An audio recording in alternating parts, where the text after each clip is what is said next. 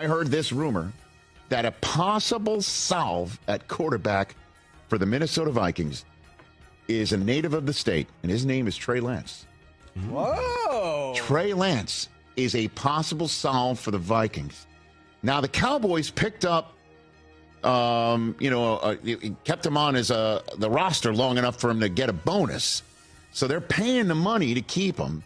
And they, as you know, got him for a 5. I'm just wondering if the Vikings flip him a 3, a Friday night pick. Do they go ahead and do that? Whoa.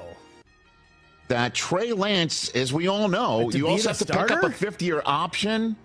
I'm just saying. Wow. That a possibility out there, kids from the state, as we all know, and that might be an answer. And see what he's got.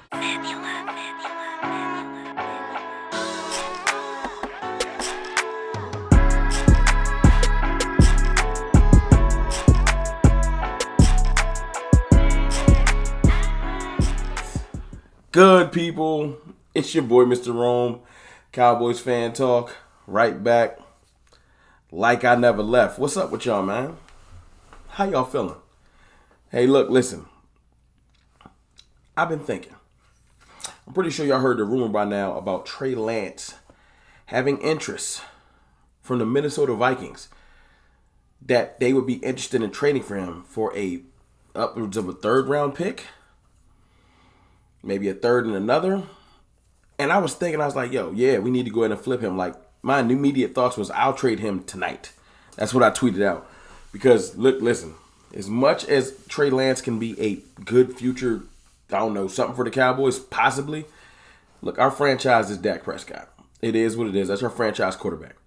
And Trey Lance, first of all, he took our 4th-round pick away from us. Which, when I've been doing mock drafts, I keep forgetting that we don't have. PFF, please fix that. Stop allowing me to draft the 4th and the 5th round pick because we don't have it. And it's frustrating because I want to do mock drafts, but I keep getting to the 4th round like, ooh, I'll take him, in the 5th, and I'll take him. And no, we traded our 5th round pick for Brandon Cooks, I believe, or was that the 6th, vice versa for Gilmore. And we traded our 4th round pick for Trey Lance, which did not do anything for us last year. And in a draft last year that we had where we did not really get to take advantage of no one, like, I hate to say it, Mozzie brought nothing to the table for us last year, really. Like, not really nothing. Schoonmaker, nothing. Overshown, got hurt, unfortunately. You know what I'm saying? We had Eric Scott Jr., nothing. Like, our entire draft brought nothing. Our undrafted free agents brought something. Yeah, our kicker, all pro. You know what I'm saying? TJ Bass brought something. Hoffman brought something. Like, our undrafted free agents have been getting to it. Marquise Bell brought something to the table.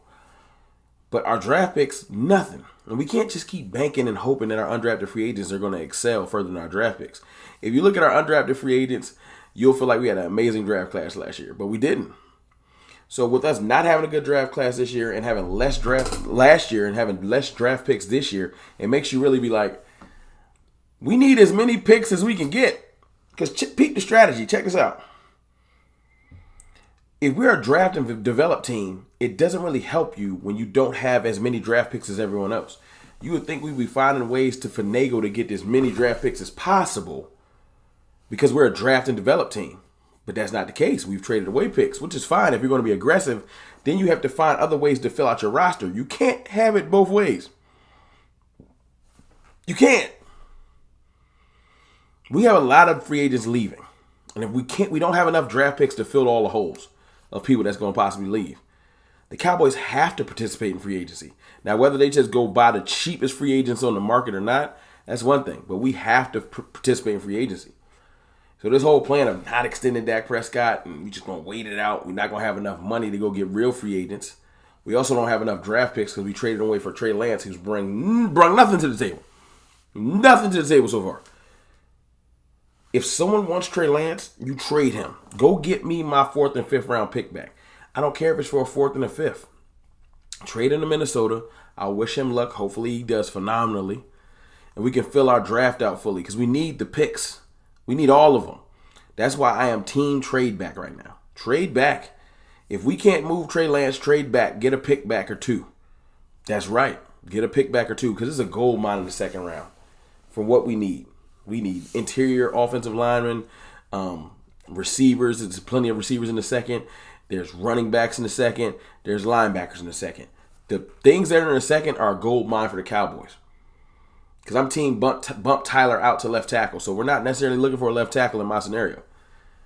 You move down, you can get interior offensive linemen between the second and the third, linebackers, running backs, and receivers. Within that time frame, you trade back, you get more picks. Or if you don't want to trade back, trade Trey Lance. But you got to trade and do something. You can't just do nothing. That's my thoughts. We'll talk about it further tonight. I'm doing a live stream tonight, about 8:30, 9-ish Eastern Standard Time.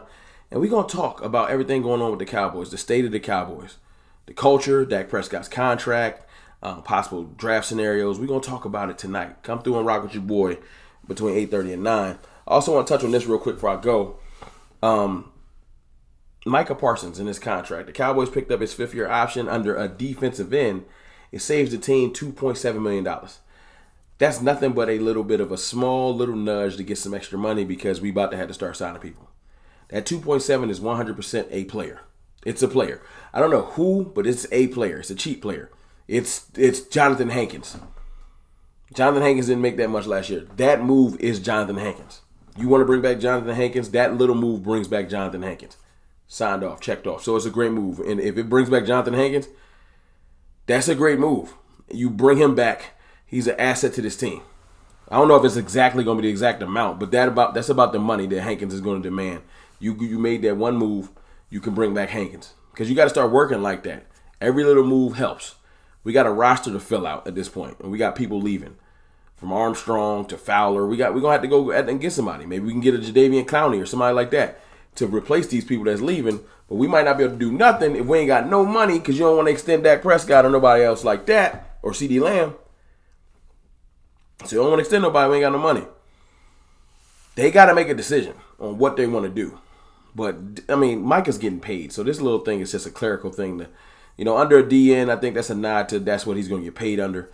Other than that, though, they need to figure it out. They need to figure it out. Because time is ticking. We're down to 7 days before you got to figure out if you're going to sign Dak or not. Because once free agency starts, it's real. But look, it's your boy, Mr. Rome. Like I said, I see y'all tonight for the live stream between 8:30 and 9-ish is when I'm going to jump on. Talk for about an hour.